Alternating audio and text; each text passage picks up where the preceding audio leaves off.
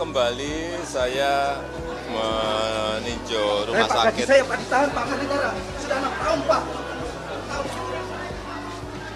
Seorang pria nekat mendekati Presiden Jokowi saat sedang doorstop dengan awak media di Konawe, Sulawesi Tenggara Selasa, tanggal 14 Mei tahun 2024.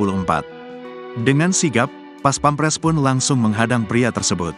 Detik-detik seorang pria tiba-tiba mendekati Presiden Jokowi itu tepatnya terjadi saat Presiden sedang berkunjung ke rumah sakit daerah Kabupaten Konawe Sultra.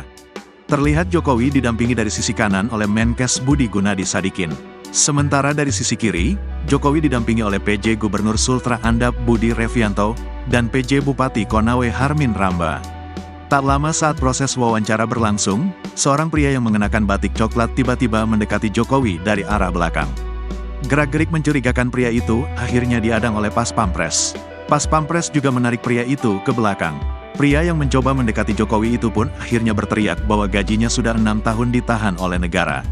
Saat Pas Pampres mengamankan pria itu, Jokowi juga sampai terdorong.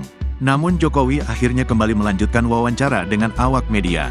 Kejadian ini sontak langsung menuai sorotan warganet hingga menanggapinya dengan beragam komentar.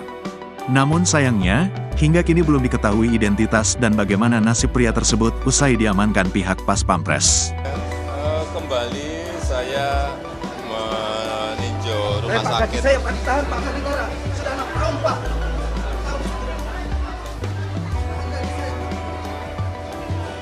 Download Tribun X sekarang, menghadirkan lokal menjadi Indonesia.